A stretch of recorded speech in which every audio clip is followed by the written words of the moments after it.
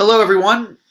Thank you all so much for attending or tuning into our 22nd episode of the Peaceable Kingdom Hour, which is titled Animal Experimentation. My name is Matthew A. King, and I am your host. This live stream is made possible in collaboration with allcreatures.org, leading the way in faith based vegan animal rights since 1998, and with the Christian Animal Rights Association, a non denominational Bible based ministry. All opinions and teachings expressed in this series are the commentaries of me, Matthew A. King. And so, with the teaching agenda today, in regards to animal experimentation, we're going to talk first the disclaimer, of course. Then we're going to talk about a history of animal experimentation, why pharmaceutical testing is so prevalent, what exactly is the point of animal experimentation, which animals are typically experimented on, as well as how many worldwide animals are experimented on yearly, what animals experience when being tested on, why this issue is controversial, and justifications for and against we'll talk about. And then we'll also examine the question of what undergirds the controversy, and it's really what is the purpose of animals. And then what the Bible says about animal experimentation, we'll talk about that, as well as the Christian arguments for and against animal testing. Then I'll get into my stance on the issue and how I perceive it.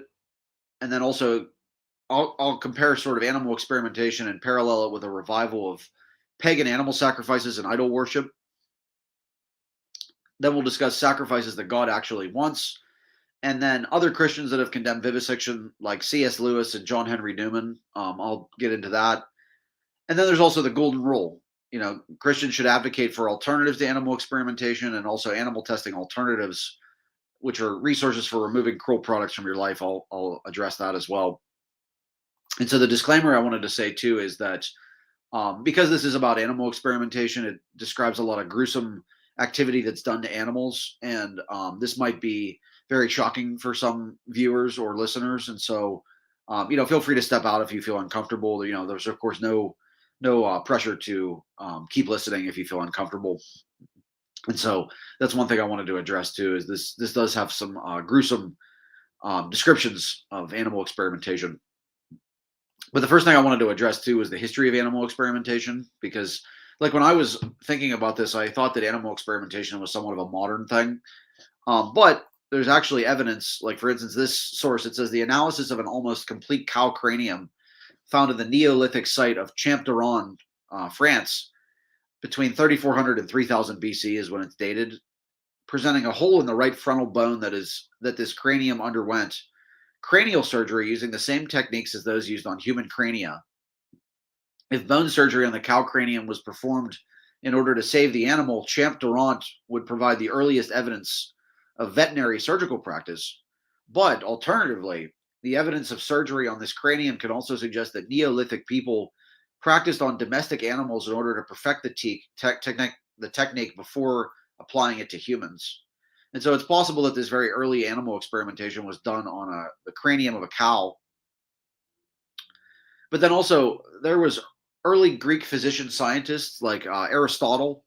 He was alive between 384 and 322 BC. And there was also Aristostratus that was between 304 and 258 BC. They performed experiments on living animals. And then also Galen, he was alive from 129 to 199 AD. And he was a Greek physician who practiced in Rome, and he was a giant in the history of medicine. He conducted animal experiments to advance the understanding of anatomy, physiology, pathology, and pharmacology. And then there was also Ibn Zor, Avenzoar. He was an Arab physician in 12th century Moorish Spain, and he introduced animal testing as an experimental method for testing surgical procedures before applying them to human patients. And so he was a very early one as well. And research on living animals, this one article also sort of says the same thing. It says research on living animals has been practiced since at least 500 BC. Descriptions of the dissection of live animals have been found in ancient Greek writings from as early as circa 500 BC. Physician scientists such as Aristotle, Herophilus, and Aristostratus performed the experiments to discover the functions of living organisms. And vivisection, which is also sort of synonymous with animal experimentation, dissection of a living organism, was practiced on human criminals in ancient Rome and Alexandria But prohibitions against mutilation of the human body in ancient Greece, excuse me, led to a reliance on animal subjects. Aristotle believed that animals lacked intelligence, and so the notions of justice and injustice did not apply to them. And then Theophrastus, a successor to Aristotle, disagreed, objecting to the vivisection of animals on the grounds that, like humans, they can feel pain, and causing pain to animals was an affront to the gods. And so there actually was an early opposer of vivisection in Theophrastus. He opposed Aristotle, even though he was his successor of his. And then also Roman physician and philosopher Galen, who I discussed, he was alive from 130 to 200 AD. His theories of medicine were influential throughout Europe for 15 centuries, but he engaged in the public dissection of animals, including an elephant. And then that was actually a popular form of entertainment at the time, was to dissect animals. And I guess that was probably a curiosity. And then Galen also engaged in animal vivisection in order to develop theories on human anatomy, physiology, pathology, and pharmacology. In one of his experiments, he demonstrated that arteries, which were believed by earlier physicians to contain air, actually contained blood. And so Galen believed that animal physiology was very similar to that of human beings, but despite this similarity, he had little sympathy for the animals on which he experimented. Excuse me. But Galen, he recommended that his students vivisect animals without pity or compassion, and warned that the unpleasant expression of the ape when it is being vivisected was to be expected. French philosopher René Descartes, he lived from 1596 to 1650. He occasionally experimented on live animals, including at least one rabbit, as well as eels and fish. And he believed that animals were automata who could not experience pain or suffer the way that humans do.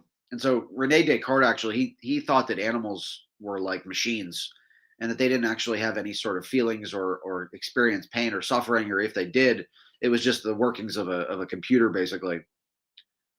Descartes recognized that animals could feel, but because they could not think, he argued, they were unable to consciously experience those feelings. And then English physician William Harvey, he was alive from 1578 to 1657. He discovered that the heart and not the lungs circulated blood throughout the body as a result of his experiments on living animals.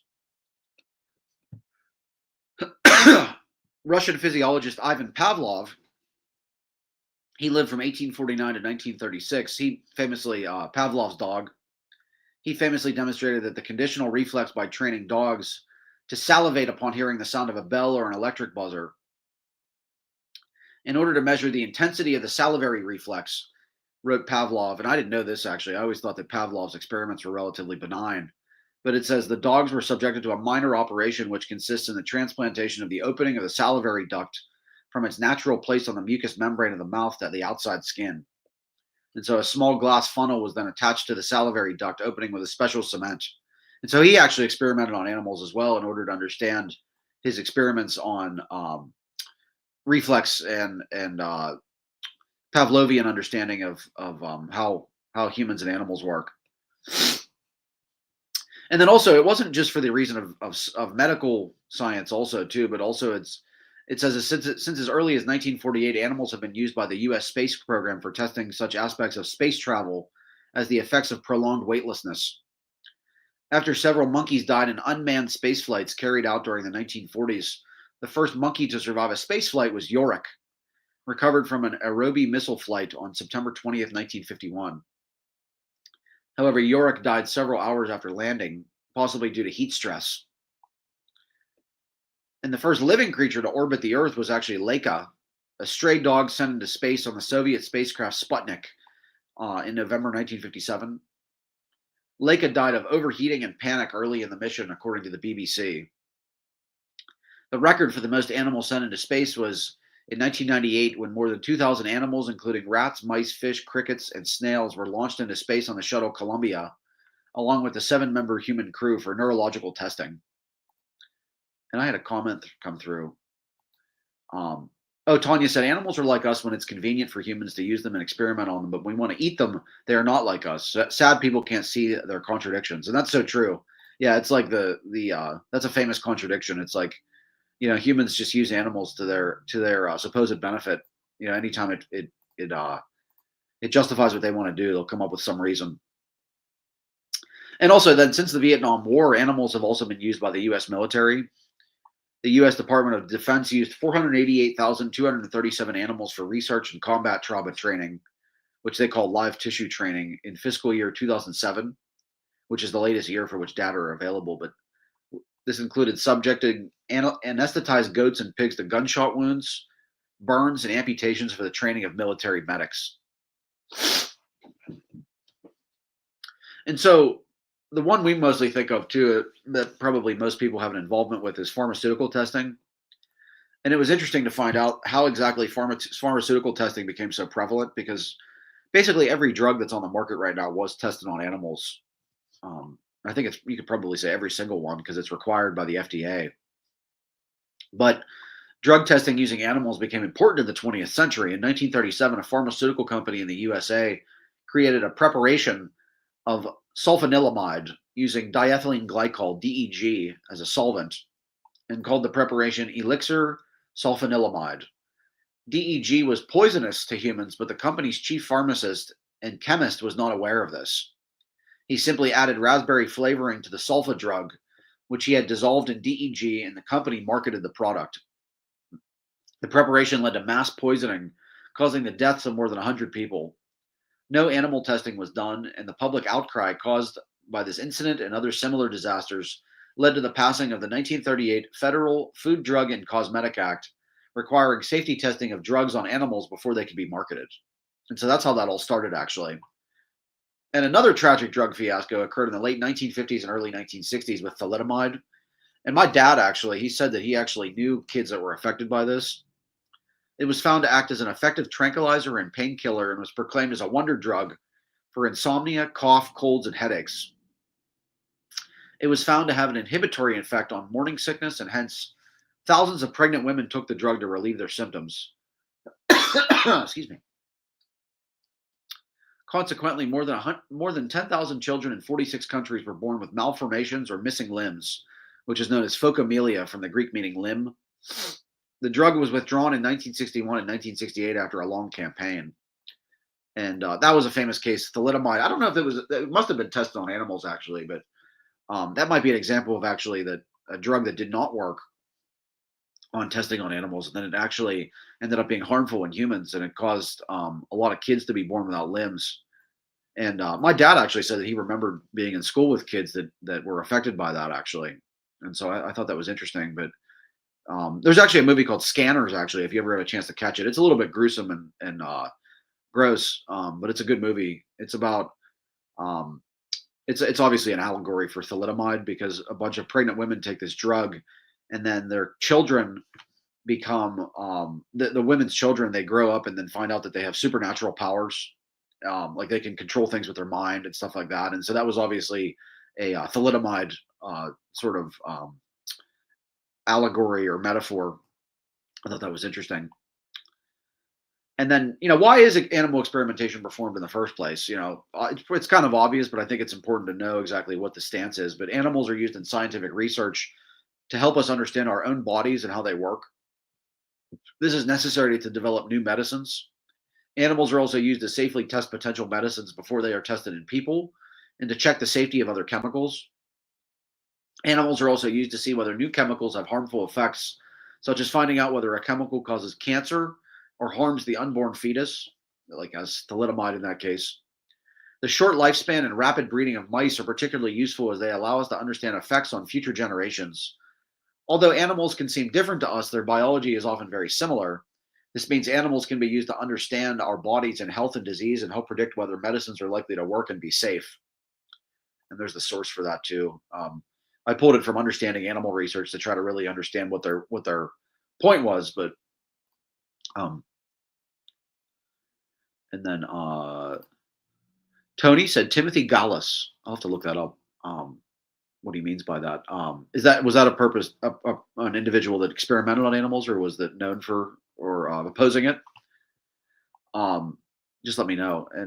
But what animals are typically experimented on? And approximately 95 to 90. Oh, you know what? I'm sorry. I now I get what the comment was. Uh, Tony's my father-in-law too. Timothy Gaulis. He might be tagging someone. That's probably what that was. But what animals are typically experimented on? Approximately 95 to 98% of animals used in research in the U.S. are rodents, with dogs, cats, and non-human primates accounting for less than 1%. And so the vast majority of animals that are experimented on in the U.S. and probably worldwide are rodents, which are mice and rats. And like they said too, that's probably because of the short lifespan. Other species, including eels, armadillos, fish, frogs, and insects, can also be used. But how many animals are experimented on yearly around the world? The term animal testing refers to procedures performed on living animals for purposes of research into basic biology and diseases, assessing the effectiveness of new medicinal products, and testing the human health and/or environmental safety of consumer and industry products such as cosmetics, household cleaners, and food additives. Pharmaceuticals and industrial agrochemicals, all procedures, even those classified as mild, have the potential to cause the animal's physical as well as psychological distress and suffering. Often, the procedures can cause a great deal of suffering. It is estimated that more than 115 million animals worldwide are used in laboratory experiments every year. And so that's important to understand too, is that there's 115 million animals worldwide that are subjected to these experiments, which can be incredibly harmful. And and Tony said no, a friend. I figured, yeah, you were tagging a friend. That makes sense, and that's okay. And Tanya said, I think ferrets also. Yeah, I think you're right too. Probably ferrets are experimented on as well. And what exactly do these animal tests involve? Because we think of the idea of animal experimentation, but we don't really know exactly what goes on with that. Like forced chemical exposure and toxicity testing, which can include oral force feeding, forced inhalation, skin or injection uh, into the abdomen, exposure to drugs, chemicals, or infectious disease at levels that cause illness, pain, and distress or death. And then there's also genetic manipulation, like the addition or knocking out of one or more genes. Ear notching and tail clipping for identification. They do that in farm animals too. They notch their ears to identify them. And then there's also short periods of physical restraint for observation or examination, prolonged periods of physical restraint, as well as food and water deprivation, surgical procedures followed by recovery, and the military, infliction of wounds, burns, and other injuries to study healing, infliction of pain to study its physiology and treatment, and then behavioral experiments designed to cause distress like electric shock or forced swimming. That's one of the most common tests too that actually PETA has helped abolish in pharmaceutical companies is this forced swim test. They do that on a lot of animals in pharmaceutical companies, especially with mice. Other manipulations to create animal models of human diseases ranging from cancer to stroke to depression. And I think actually PETA was founded after I think it was called the Silver Spring Monkeys case, which they were actually inducing strokes in monkeys. And then PETA opposed that. And then there's also killing by carbon dioxide asphyxiation, neck breaking, decapitation, or other means. And so that was pulled from Humane Society International of all the different experiments that are done. And so why is the issue controversial? Obviously, because it hurts and kills animals. But why do supporters believe animal testing is justified? And I really wanted to understand what the opposition or what animal experimenters feel is their reason for doing this. Even though scientists are continually trying to minimize the use of animals and to replace them with non-animal alternatives, animal research remains critical and necessary to comply with legal requirements. And that actually is true. The FDA does require, I should say, it legally doesn't require it now, and I'll get into that later. But they're stubborn and won't change their ways. But basically, for ethical and safety reasons and to address other scientific and practical considerations. In an effort to reduce the use of animals in clinical research, in December 2022, the U.S. government passed legislation that allows drug manufacturers to submit testing data based on non-animal alternatives for biosimilar drugs, medicines that are highly similar to other already approved ones. Excuse me. And actually, my ministry, our ministry, Christian Animal Rights Association, actually helped to assisted in passing that legislation in 2022. It passed in December 2022. It actually allows drugs to be tested on animals. I'm sorry, it allows alternatives to animal testing to be used for drugs for approval. And so that was really important. That was actually a really important part too of that happened with COVID, is because they were trying to accelerate the vaccines. the use of the vaccines, and so they skipped animal testing to do it, and so they said, well, we can do this with drugs. Why can't we do this with other drugs, especially ones that are similar to other ones? And not to get into the vaccine controversy, of course, but what I mean to say is that our ministry helped to pass that legislation in which uh, it is no longer federally required to test drugs on animals to see if they work. Now, alternatives are actually allowed for that. So that was a big win for our ministry. But um, the FDA has been stubborn about it and will not implement that law into their federal protocol. And so the FDA Modernization Act 3.0 now forces the FDA to do that. And so we're still working on that aspect of a law, and there's a lot of bipartisan support for that. And so, what I would say with that too is, follow the information on that because that's something that we're working on. And so, however, the safety and efficacy reasons, the U.S. FDA, as I said, continues to require that investigational new drugs be first tested in animal models before using them in humans. And that's just really stubbornness on the FDA's part, not necessarily because it's legally required anymore. To understand how a given disease arises at the most basic level and how it progresses through various stages, researchers must induce the disease in animal models, something that would neither be ethical nor possible to do in humans. And so what they say is that basically it would not be ethical or possible to do in humans what they do to animals. And I think that's kind of the issue that we're arguing against. But certain experiments are simply impossible in humans. For example, researchers who study the gut microbiome must often feed different groups of animals strictly controlled diets. And my obvious rebuttal to that would be, we'll just pay a human a lot of money and they'll probably do it willingly. But they must keep them in an entirely sterile environment, free of any germs, or engineer them to have guts completely free of any microbes. None of this is possible in humans. But like, as I would argue, there's probably a lot of things that are possible if you pay people enough to do it.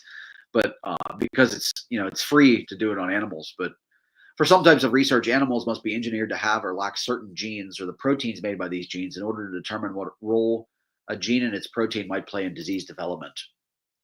This is not possible to do in humans for legal, ethical, and scientific reasons. Researchers often recreate many serious diseases, including cancer, neurodegenerative conditions, and autoimmune diseases in animal models to study a condition in detail and to test possible treatments. And so doing so in humans would not be ethical, legal, or possible. And that was actually Harvard that said that. And so the question is, where are they deriving their ethics from? And then also legal, that's not necessarily a reason to justify harming others because that's the appeal to legality fallacy. But what are the reasons for opposition? And I thought this was interesting too. I pulled this from Dr. Thomas Hartung. He's a well-known toxicologist at Johns Hopkins University and an advocate for the development of alternatives to the use of animals. Recently, he published an article in Altex summarizing the main limitations of experimenting on animals. As Hartung notes, animal experiments come with shortcomings, and their true contribution is often overrated. And so animal experiments are actually not very reproducible. This often stems from a lack of bias-reducing measures, poorly planned experiments, inappropriate statistical tests, and then also poor reporting on animal attrition. And attrition is, why exactly animals were dropped from the studies in the first place. And then also poor reporting of pain relief in lab animals because they can't voice themselves. And so animal experiments are expensive and time-consuming.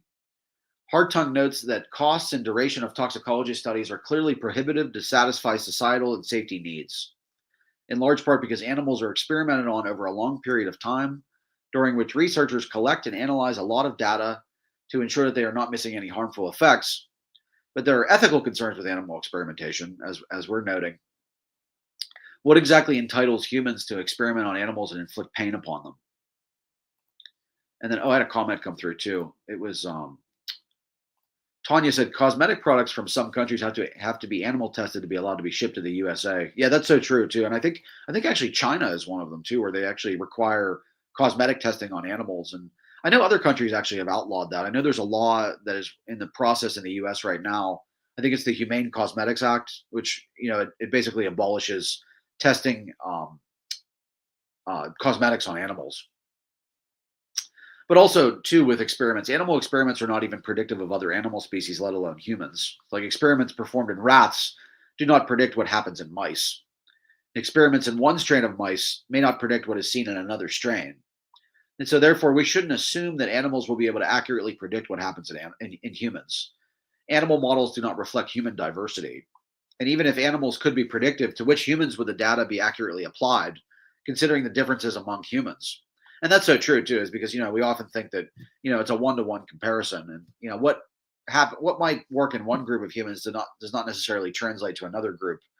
And we can see this within humans as well. Like there's a lot of humans that can go perfectly fine without meat. The vast majority can, but there are certain Inuit people that, because of their genes and their we'll say evolutionary history, are not able to tolerate not eating meat. Like with the Inuits specifically, but there's rare sort of humans that are like that. And so there's differences within humans as well that animal testing might not be predictive of. And so, really, what this boils down to is, like when I look at problems like this, I always like to look at the source, or like what exactly is the root problem. And really, the root problem and the difference in what we see here is the difference in the perception of what is the purpose of animals, and are they here to serve humans or for their own purposes? And so, are animals here to serve humans? And this one source had a description. They said humans use animals for their purposes, and do so for the most part without thinking the practice needs moral justification. People have used and continue to use animals for transportation, farming, recreation, companionship, sport, and food. Likewise, the use of animals in research has occurred largely without researchers thinking they need to morally justify this practice.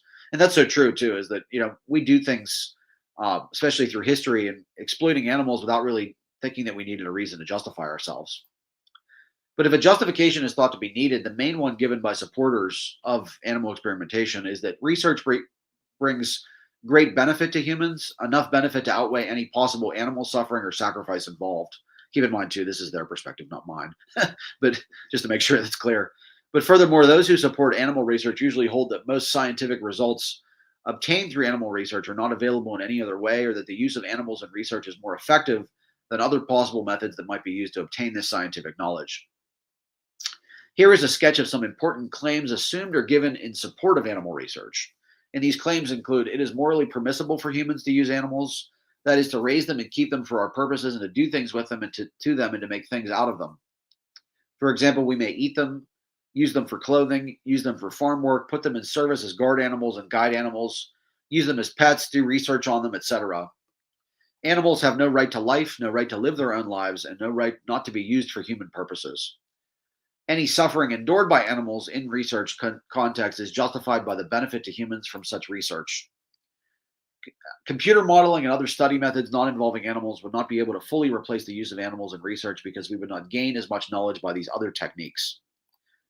In recent years, there has been some discussion among ethicists about animal rights and how we should treat animals, and as a result, we can add a few modifications or qualifications that those who support animal research usually now will concede. And so, what this article is pointing out too is that this position actually has changed among researchers. And among ethicists, it was usually just, well, they don't have rights, so that justifies what I do to them. But actually, ethicists have actually explored this, and there actually is a lot of change happening within the community of animal experimentation. And usually now they'll say something like, animals have no right to life, but they deserve some sort of moral consideration that disallows some kind of treatment of animals. For example, and this is probably how most feel that research on animals, it would be wrong to torture animals for fun. If possible, they should be treated humanely and not made to suffer unnecessarily. Rodeo, excuse me.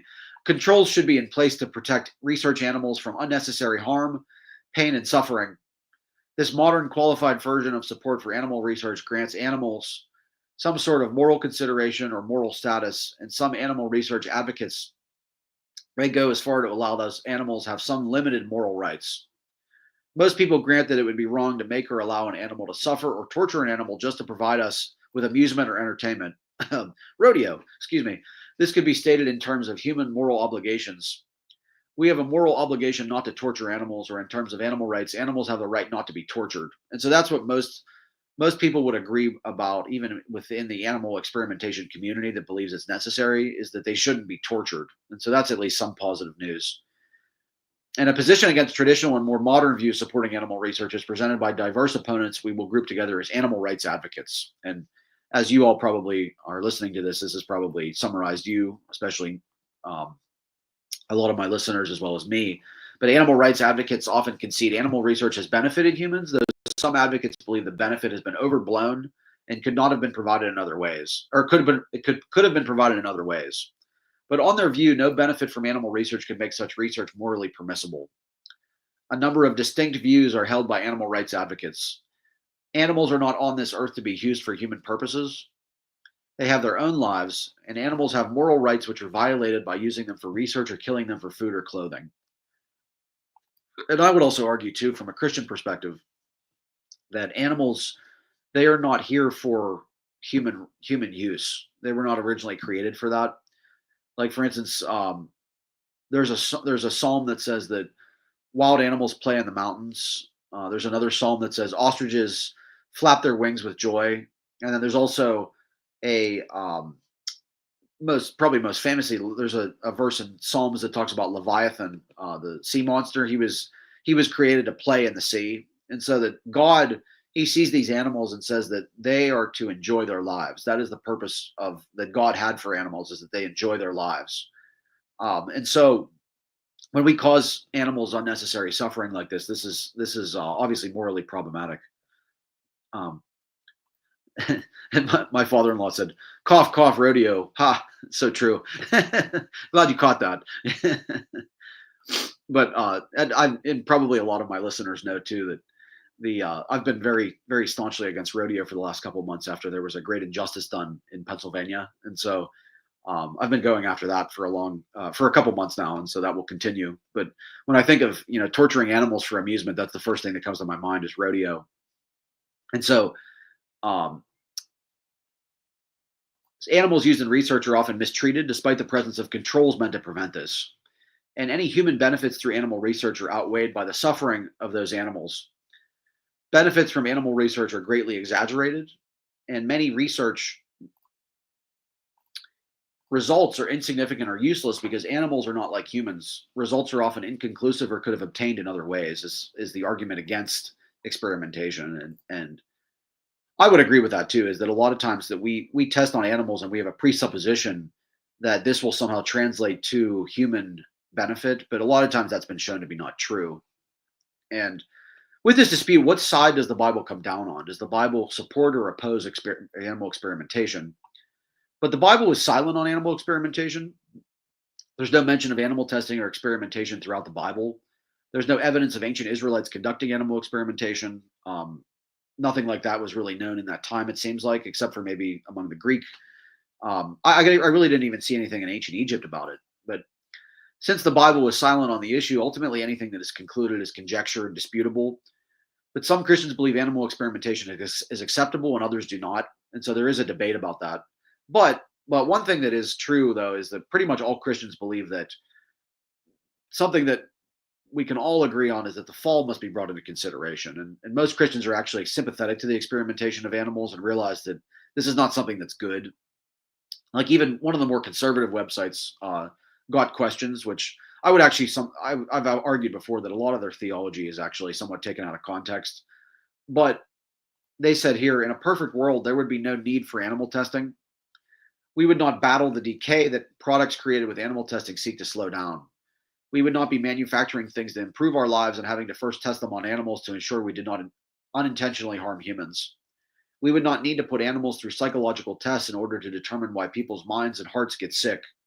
But we live in a fallen world, and God has graciously permitted us to use animals to help us better understand and alleviate suffering. This is not to say that humans have free reign and that animals should be treated as inanimate objects. In fact, the Bible mentions the proper care of animals. In Genesis 9:8-17, God includes animals in his covenant never to destroy the entire earth through flooding. Deuteronomy 25:4 says, "Do not muzzle an ox while it is treading out the grain." And then Proverbs 12:10 provides a summary. The righteous care for the needs of their animals, but the kindest acts of the wicked are cruel. Animals are to help us in our work, and they are useful in many ways, but they are not to be abused. God has given us management over the animals, and he expects us to be caring and faithful stewards. We must approach decisions concerning animal testing with sobriety and a heart to please God. Are we using animals because they are the best option? Are the animals being treated humanely? Will the testing actually provide a needed benefit for people? Are the animals being viewed as mere things for our consumption or as creatures to be stewarded in order to fulfill God's mandate to honor him in all that we do? And so that's even remarkable, actually, is they don't exactly come down and say that animal experimentation is wrong. But what is good about that website is they even recognize that there is something morally problematic with animal experimentation. And the way that we view that as Christians needs to be discussed and said, is this really honoring God in what we do? And I think that's great to acknowledge even among God questions, because there are a lot of other issues they're very unsympathetic to. But um, historically, Catholicism sees animal experimentation as acceptable, and that's referenced actually in their catechism. The Catechism of the Catholic Church in number 2417, they said, God entrusted animals to the stewardship of those whom he created in his own image. Medical and scientific experimentation on animals is morally acceptable practice if it remains within reasonable limits and contributes to caring for or saving human lives. And so that's a very broad definition that is problematic, because what exactly defines reasonable limits and what exactly defines caring for or saving human lives, because there's a lot of evidence to the contrary as well. And so it's not they sort of act like that's a very clean and cut um, description, but it's really that leaves a lot of room for injustice. And even though they might have good intentions with that, that's morally problematic. But in contrast, why do some Protestants believe animal experimentation is wrong? And so most Christians believe that it is wrong to test animals for things like cosmetics, but would support testing on animals for medical advancement. And Christians might believe this because animals are part of God's creation. God created animals to help humans, but they should not be abused for something that is not essential. Human life is sacred. Animal testing has led to the development of medicines and technologies that improve human life. And testing to enhance medical developments prevents more suffering than it causes, and is the lesser of two evils, is one justification. And then medical research improved the life expectancy of humans by approximately 23 and a half years, is what this one claims. I don't know where they got that statistic at, but that's interesting to sort of think about. But Christians believe God would approve of this. But some Christians may be against animal testing of any kind because of the harm it does to animals. Humans are not the same as animals, and medical testing can be unreliable. Animals are part of God's creation and should be treated with care. Animal testing leads to suffering and death. We would not allow this treatment against humans, and animals can still feel pain like humans can. And so that was sort of the Christian understanding and the debate around animal experimentation. But my understanding and stance on animal experimentation too, and I sort of alluded to this earlier, is that animals generally, animals in the Bible, it says in the Psalms as well, the Leviathan was created to play in the sea. And so there's also descriptions of, the ostriches flap their wings with joy. And so that's really the Christian understanding of animals that should be at the forefront too, is that God did create these animals to enjoy their lives. They're not just meant to be little tools that humans use to, for their own, greedy needs and purposes, especially when it's not necessary, or it's proved that it might not be the best option. And so I think that's a proper Christian understanding too, is that when we subject animals to this unimaginable suffering, that's really not what God had in mind when he created them. And that's an important theological understanding. But like this source says here, it says, in significant measure, animal models specifically and animal experimentation generally are inadequate bases for predicting clinical outcomes in human beings in the great bulk of biomedical science. As a result, humans can be subject to significant and avoidable harm. The data showing the unreliability of animal experimentation and the resultant harms to humans and non-humans undermine long-standing claims that animal experimentation is necessary to enhance human health and therefore ethically justified. Rather, they demonstrate that animal experimentation poses significant costs and harms to human beings. It is possible, as I have argued elsewhere, that animal research is more costly and harmful on the whole than it is beneficial to human health. In my view, it would be better to direct resources away from animal experimentation and into developing more accurate human-based technologies. And that was an expert that basically said that, we have this idea that animal experimentation is actually helping humans, but based on the data that he collected, it's actually showing that it's actually hindering human progress with developing new medications. And it makes a lot of sense too, because it's, it doesn't exactly translate, and it's also very costly and expensive. And really, I think what it is it's basically this certification that a drug is safe, and it's this safety that we're worried about. And it may be safe, but it's not really doing anything beyond that. It's not really improving or progressing things. It's like a lot of times you'll see that if you buy like Drano from Home Depot or something, it'll say on the back that this is harmful if swallowed, and we all know that, but it's certified and it's basically legalese in order to prevent them from being sued. That's a lot of times why animal experimentation is done. Is if you can dump it down a monkey's throat and show that it's poisonous or that it's harmful if swallowed, then you can put that on the back of a label, and then if a human tries to sue you, then you're covered for it. And that's a lot of the reasons why we test on animals, even though it's pretty obvious. It's like, don't drink Drano, obviously. But many drugs that appear safe and effective in animals fail in humans or cause significant harm and even death. And this is an important statistic. A 2004 study from the U.S. Food and Drug Administration found that 92% of drugs entering clinical trials following animal testing failed to be approved.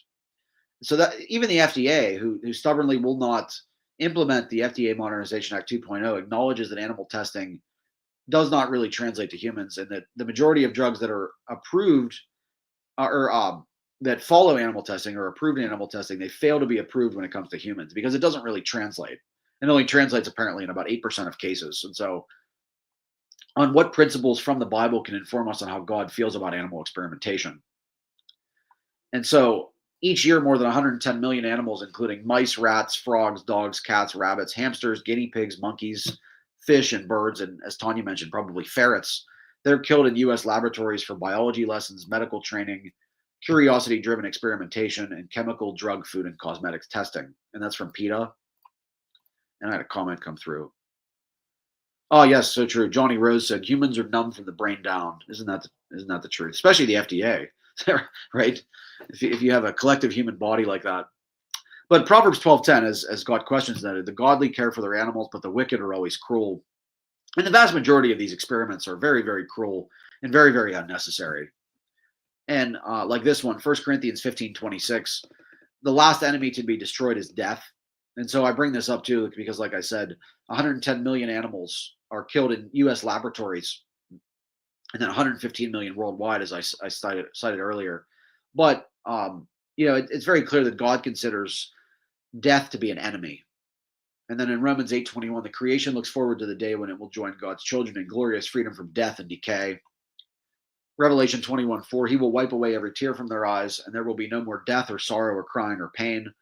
All these things are gone forever. And so death is obviously a very bad thing in the Christian worldview. And then a critic might say, well, that death only applies to humans that God feels is bad. But that's not true. Like Ecclesiastes 3:18-20 says, as for humans, God tests them so that they may see that they are like the animals. Surely the fate of human beings is like that of the animals. The same fate awaits them both. As one dies, so dies the other. All have the same breath. Humans have no advantage over animals. Everything is meaningless. All go to the same place. All come from dust, and to dust all return. And so God clearly thinks that death for both humans and animals is bad. And like I said earlier too, in Romans 8:21, the creation, meaning the animals, looks forward to the day when it will join God's children in glorious freedom from, and God's children as humans, glorious freedom from death. And so he obviously thinks that death for humans and animals is a bad thing. And so anything that causes animal death, like animal experimentation, is bad in the Christian worldview. And then, Johnny Rose said, Psalm 145:9, God has compassion for all that he has created. This literally means that God is laying there alongside his creation, his animals, sharing in their suffering, just like Jesus on the cross. That's a great point. Absolutely. Absolutely. And when we hurt animals, we hurt God. That's so true. Right. And he didn't design them to be that way. He designed them to enjoy their lives. Before their deaths, some are forced to inhale toxic fumes. Others are immobilized in restraint devices for hours. Some have holes drilled into their skulls, and others have their skin burned off or their spinal cords crushed. In addition to the torment of the actual experiments, animals in laboratories are deprived of everything that is natural and important to them. They are confined to barren cages, socially isolated, and psychologically traumatized. And so how does God feel about causing unnecessary harm and violence to animals? And so like Genesis 6:11-13, it says, now that the earth was corrupt in God's sight, and the earth was filled with violence. God saw the earth, and behold, it was corrupt, for all flesh had corrupted their way on the earth, And God said to Noah, I have determined to make an end of all flesh, for the earth is filled with violence through them. Behold, I will destroy them with the earth. And so God obviously sees interspecies violence that's happening here in Genesis 6 before the flood. He is so upset by this because the earthlings, humans and animals, have corrupted their ways. They've all become violent. The earth is filled with violence through them, and he says he's going to make an end to all flesh, meaning all animals and humans were, killing each other. There was this great violence, much like there still is today. But God frowns upon that. And then what God sees as good actually is Isaiah 11:6-9. One of my favorites. Wolves and sheep will live together in peace. Leopards will lie down with young goats. Calves and lion cubs will feed together, and little children will take care of them. Even a baby will not be harmed if it plays near a poisonous snake. On Zion, God's sacred hill, there will be nothing harmful or evil. And so in God's kingdom, there's no more interspecies violence. Humans and animals get along. There's no more violence toward each other. And so because animal experimentation is violent and harmful, and thus is something that God thinks is bad. And then I had a comment come through. Just a tag again. That's good. That's good. And so this is probably my favorite part, actually. I actually got this from, there was a theologian that mentioned this briefly, and then I sort of expanded upon it, but I couldn't find his quote exactly. But he basically said that animal experimentation is a revival of sacrifices to pagan gods. And I particularly love this analogy because it was so interesting. But this is from Google AI. He said here, science has become a modern god. Science has taken on a role similar to that of a deity, providing answers and explanations about the universe that were once attributed to a higher power, often seen as a replacement for traditional religious beliefs, particularly among those who view science as the ultimate source of truth and understanding about the world. And so Google AI said that, but I wanted to point this out because there's evidence that ancient Celtic people sacrificed animals, almost always livestock or working animals, as part of ancient Celtic religion. Animal sacrifices could be acts of thanksgiving, appeasement, to ask for good health and fertility. And so, Celtic people, they would often sacrifice animals with the attempt basically to have the gods give them good health. And so, basically, I would make the analogy that animals are sacrificed to the god of science in an attempt to receive good health. Just like our ancestors sacrificed animals to deities in an attempt to receive good health, we do the same today with science. Only it's to the god of science. Animal experimentation functions as a quasi-religious animal sacrifice ritual. And as we know, God hates sacrifices to other gods. Exodus 32:8. How quickly they have turned away from the way I commanded them to live. They have melted down gold and made a calf, and they have bowed down and sacrificed to it. And then Leviticus 17:7. They must no longer offer their sacrifices to the goat demons to which they have prostituted themselves. This will be a permanent statute for them for the generations to come. Deuteronomy 32:17, you offered sacrifices to demons, those useless gods that never helped you, new gods that your ancestors never worshipped. And then 1 Corinthians 10:20, no, but the sacrifices of pagans are offered to demons, not to God, and I do not want you to be participants with demons. 2 Kings 17:35, for the Lord has made a covenant with the Israelites and commanded them, do not worship other gods or bow down to them, do not serve them or sacrifice to them. And so the conclusion we can make from this is animal experimentation is sacrifice to the god of science with the hopes that science will offer good health. And then this is even actually seen in the language. I thought this was really interesting. I was perusing different scientific articles, and this is fascinating. For instance, this one source has a title, quote, reduction of animal sacrifice in biomedical science and research through alternative designs of animal experiments. And so he actually says that animal sacrifice in biomedical science and research, and he's saying that animal experimentation is an animal sacrifice. And then this quote actually within the body of the study says, various upcoming technique can be used in replacement of experiments requiring animal sacrifice or products of animal sacrifice. And so scientists actually even acknowledge that this is an animal sacrifice. And so it's basically a revival of animal sacrifice and animal experimentation. And a critic might say, well, God commanded animal sacrifices. But as I mentioned in previous posts, that was the form of worship that people were familiar with back then. And so God said, okay, I'll accommodate this form of pagan worship to give them to me instead so that you worship me only. And then eventually he had the goal of abolishing them forever. And so obviously sacrifices were done away with in Christ, which is what God wants. And so the conclusion is animal experimentation is idolatry, which is condemned in the Bible.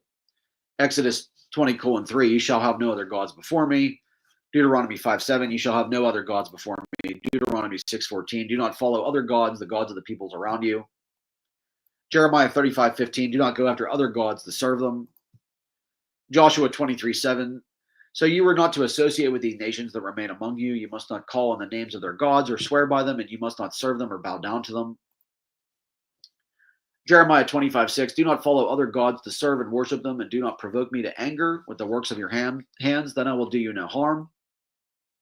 And then just a few other ones. Psalm 81:9, there must be no strange God among you, nor shall you bow to a foreign God. And then Luke 4:8, Jesus answered, it's written, worship the Lord your God and serve him only. And then 1 John 5:21, little children, guard yourselves from idols, false teachings, moral compromises, and anything that would take God's place in your heart. And so not only is animal experimentation idolatry and condemned by the Bible, it's also bringing back animal sacrifices, which is condemned in the Bible. And so what kind of sacrifices does God want? We see in 1 Peter 2:5, what's more, you are his holy priests. Through the mediation of Jesus Christ, you offer spiritual sacrifices that please God. And then Hebrews 13:15, let us then always offer praise to God as our sacrifice through Jesus, which is the offering presented by lips that confess him as Lord. And Romans 12:1, therefore I urge you, brothers and sisters, in view of God's mercy, to offer your bodies as a living sacrifice, holy and pleasing to God. This is your true and proper worship. And so what Paul says in Romans 12:1 is basically that he's saying, offer your bodies as a living sacrifice, which is a symbolic spiritual sacrifice. That is what is holy and pleasing to God. This is your true and proper worship. And so he's saying that any other sacrifice beyond this spiritual sacrifice is false and improper worship. And so animal experimentation is not only worshiping a false god, but it's also resurrecting a form of worship that God considers to be false and improper worship. And this isn't the only position. And Johnny Rose said, I really don't think God liked animal sacrifices to himself. Yeah, and the blood of bulls cannot save you. Animal sacrifices are of pagan origin, Tanya said. Yeah, right. That's exactly right. Yeah, they're of pagan origin is the traditional understanding, is that, God imported them for a season so that people would listen, and then had the eventual goal of exterminating them. And that was, obviously done away with Christ forever. But other Christians have condemned animal experimentation, like C.S. Lewis and John Henry Newman. And so this is not a new position or anything that's, this is a new age thought. This is something that other Christians have condemned in the past as well, especially C.S. Lewis is probably the most famous theologian that ever lived, probably the most influential as well. But C.S. Lewis's essay Vivisection, found in his book God in the Dock, Lewis criticizes philosophical naturalists and Darwinists who support experimentation on animals on the grounds that as materialists who deny the moral uniqueness of human beings, they would also have no rational grounds for objecting to experimentation on inferior human beings. And when he says inferior to, he means like just, humans that can't defend themselves, or ones that are, not neurotypical or are disabled somehow. But Lewis writes, once the old Christian idea of a total difference in kind between man and beast has been abandoned, then no argument for experiments on animals can be found, which is not also an argument for experiments on inferior men. And again, inferior, not meant to be offensive. He just means, humans that are not neurotypical or disabled. It was just a language back then. But if we cut up beasts simply because they cannot prevent us and because we are backing up our own side in the struggle for existence, it is only logical to cut up imbeciles, criminals, enemies, or capitalists for the same reason. I'm not sure why you put capitalists in there, but regardless, indeed, experiments on men have already begun. We hear all that Nazi scientists have done them. We all suspect that our own scientists may begin to do so in secret at any moment. And so it's actually interesting. He was condemning Nazi experimentation on humans. But he's basically said Lewis's point is that if we accept the naturalist position, or the evolutionary position that human beings are just a different kind of animal, and if we accept that the struggle for existence determines the content of morality, but it's hard to see why we shouldn't favor our own kind, be it our class, our race, our nation, at the expense of other human beings.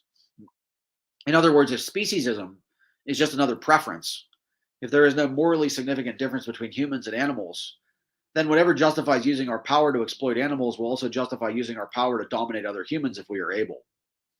And he makes a good point there. Only the Christian doctrine of the distinction between humans and the rest of creation provides a stopping point on this particular slippery slope, according to Lewis.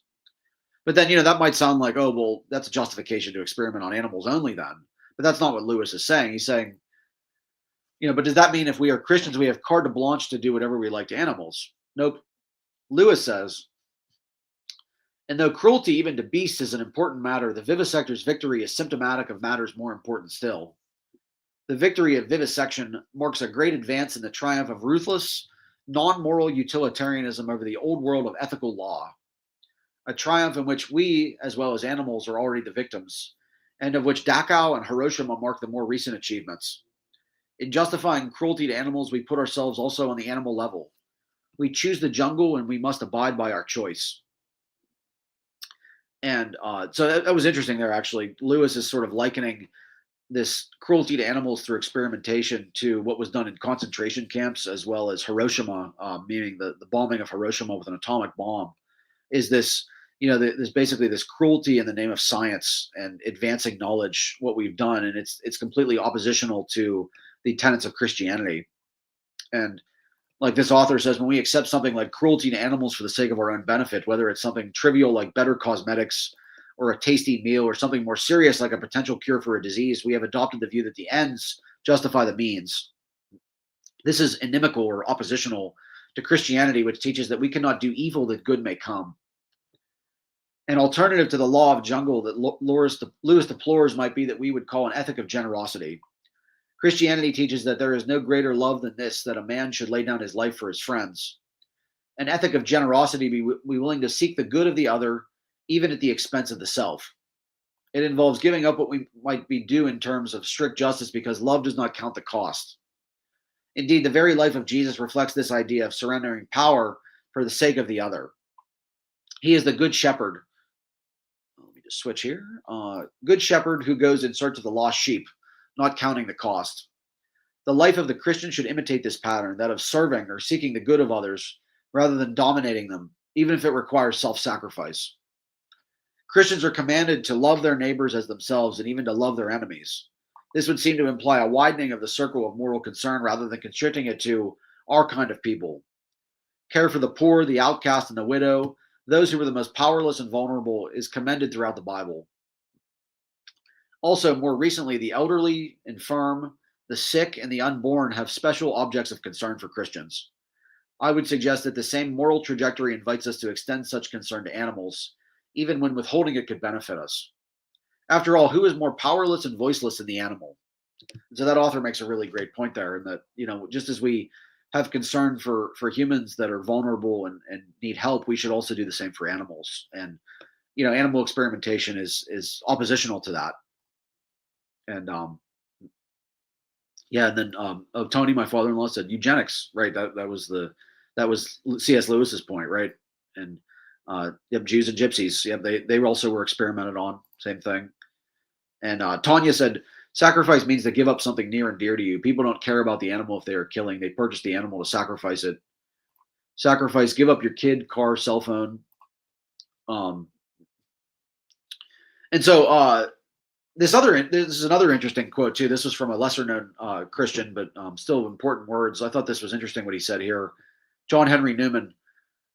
He said, how very horrible it is to read the accounts which sometimes meet us of cruelties exercised on brute animals, and in particular those cruelties which were the cold-blooded and calculating act of men of science who make experiments on brute animals, perhaps merely from a sort of curiosity, fastened, pierced, gashed, and so left to linger out its life. Now do you not see that I have a reason for saying this, and am not using these distressing words for nothing? For what is this but the very cruelty inflicted upon our Lord? And so there he basically says that, just like Jesus was tortured and cruelty was inflicted on him, it's similar to what animals experience, in laboratories of being experimented on. And he says there is something so very dreadful, so satanic in tormenting those who have never harmed us and who cannot defend themselves, who are utterly in our power. And so that was from John Henry Newman. He was a preacher, vicar, university tutor at Oxford University Church. And this author that quoted him, he said, so it was a sort of moral exercise that Newman first invoked these images of animal suffering as a practice in sympathy, but also and expressly he was gripped by the images in themselves, and he used words for them as strong as a Christian could find. Satanic. This meant something shocking at that time, addressed to a congregation in which almost all must have been earnest believers, and many of the men in holy orders themselves, as college fellows commonly were. He could not at that time have condemned vivisection more absolutely or more permanently. And so this is a perspective from John Henry Newman too. He had some very important words about the unethical acts of animal experimentation. And so I think the conclusion we can make from this is that Christians should condemn and oppose animal experimentation because it causes, I would argue, mostly and almost maybe even virtually all unnecessary harm and death. C.S. Lewis and John Henry Newman would agree. And a lot of times too, when the Bible was silent on something too, I always say, anytime the Bible is unclear, it's like Star Trek. They had I'm sorry, Star Trek had this, but also RoboCop. The three laws.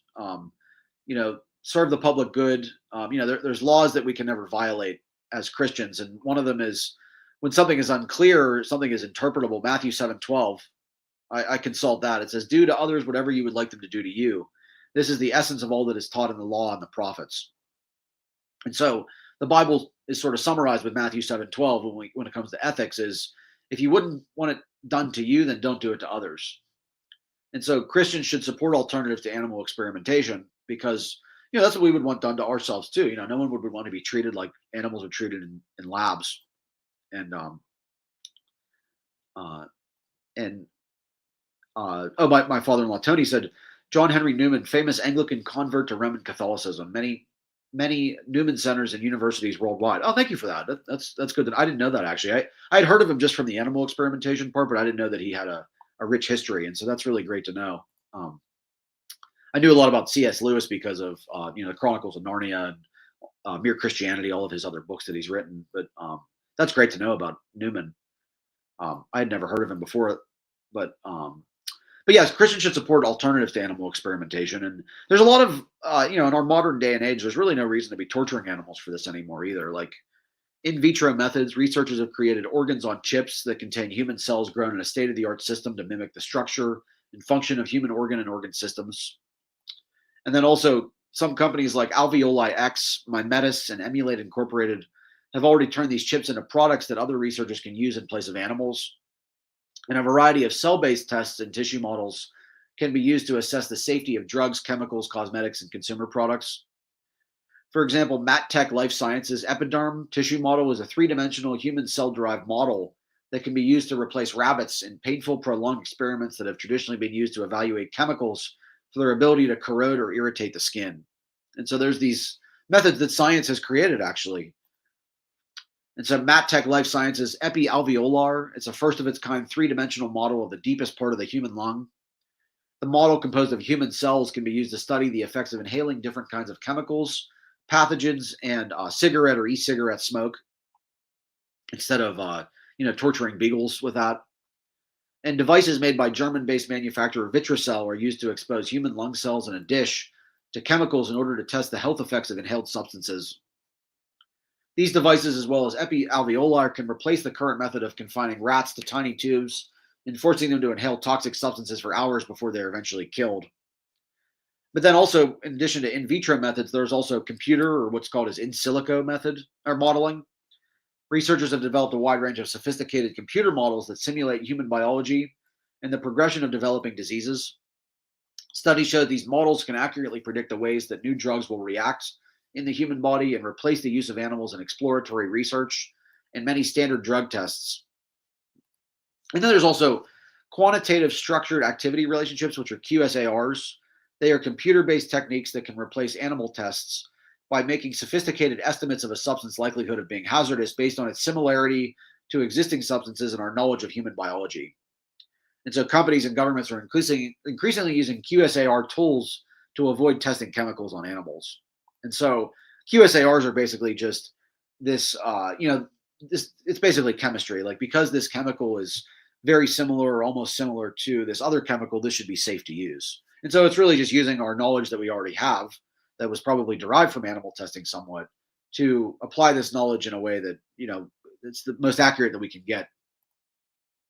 And then there's also human patient simulators, strikingly lifelike computerized human patient simulators that breathe, bleed, convulse, talk, and even die have been shown to teach students physiology and pharmacology better than crude experiments that involve cutting up animals. For more advanced medical training, systems like Trauma Man, which replicates a breathing, bleeding human torso and has realistic layers of skin and tissue, ribs, and internal organs, are widely used to teach emergency surgical procedures and have been shown in numerous studies to impart life saving skills better than courses that require students to cut into live pigs, goats, or dogs. And so these are much more accurate methods and much more humane, certainly, and probably much more effective for humans. Also, it's like, it makes sense if you're a surgical resident and they ask you to do a procedure on a pig. It's like, what is that? You're never going to operate on a pig again. So it's only logical. And there's also, and I think probably the most beneficial research with human volunteers. A method called microdosing can provide vital information on the safety in an experimental drug and how it is metabolized in humans prior to large-scale human trials. And so volunteers are given an extremely small one-time drug dose, and sophisticated imaging techniques are used to monitor how the drug behaves in the body. And then there's also advanced brain imaging and recording techniques, such as MRI with human volunteers that can be used to replace archaic experiments in which rats, cats, monkeys have their brains damaged. And we can use this on consenting human volunteers who, they can step out at any time, but also they get paid to do what they do. And these modern techniques allow the human brain to be safely studied down to the level of a single neuron. And that was PETA that I pulled that from. But with that too, I think it's responsible that Christians should advocate for animal testing alternatives and buy cruelty free whenever possible. Especially in like the things that we buy in our houses. There's a lot of companies out there. I know you can go to leapingbunny.org. That's a really great site to find out. Like even like stuff like toothpaste. Like there's a brand I think called Tom's of Maine. They don't have any sort of animal experimentation with their toothpaste, which is something that is amazing that was ever tested on animals. But there's a lot of household cosmetics and things like that can alternatives that were not tested on animals and are just fine and do just as good as ones that were. And then there's also cruelty free at PETA.org. Those are some things to look into. And Johnny Rose said, I always saw us being created in God's image as being created in his nature, his compassion, his love, his beauty. I feel the church has completely missed this reality. And that's true. That's true. It's like, if we're made in God's image, what is God but compassion and mercy? And humans, we tend to mess things up. That's an ongoing problem that we have. It's so true. And also, I wanted to also address too that animal experimentation, it's a bipartisan issue too, and it's an issue that it's a systemic problem. And it's like a lot of times people will talk about, it's amazing because it's like a lot of the Democrats will get upset because they say that Dr. Oz was experimenting on animals, and of course that's problematic. But then, Republicans will get mad at, Democrats will get mad at Oz, and then Republicans will get mad at Fauci for their animal experimentation, and they both lie on opposite sides of the party. The Democrats and Republicans are both, criticizing both of them, and they're both doing the same wrong.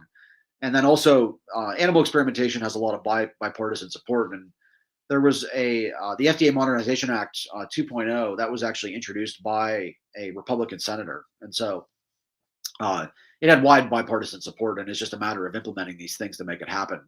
And it is being addressed bipartisan, and it's a good issue that isn't having a lot of resistance. It's just a matter of updating archaic systems and trying to defeat the way things have always been done. I think that's really the FDA's their main problem is they don't really know how to pull the trigger and say, what, no more animal testing. They're just so used to it. They've done it for the last almost 100 years, and so they're resistant to change. And I think more studies, more laws, and more uprising against what's going on in labs needs to be done. And we're seeing a lot of change, and that's what's good about it. And it's something that everybody can get on board with, because it's amazing how Christians can sometimes give a lot of resistance to issues like meat But when it comes to animal experimentation, almost every Christian I know feels some sort of sorrow for the animals in labs, and so it's something that we can actually make a big difference with in our age. And so, does anybody else have any questions too? That was the conclusion of everything. I went a little bit over today, but I thought it was an interesting subject that it doesn't get talked about a lot, and that's something that I want to address too. And I'm guilty of it. Is as vegans we get caught up talking about animals and food because that's obviously the most common injustice. About 70 billion animals a year, but there's a lot of issues out there that we could end pretty quickly that most of the public is already on our side about.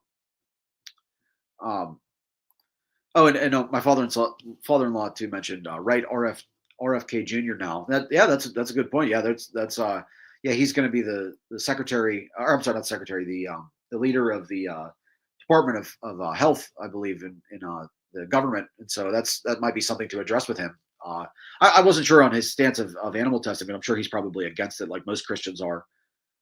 And so yeah, that's definitely a possibility. Hopefully, we can address that with him.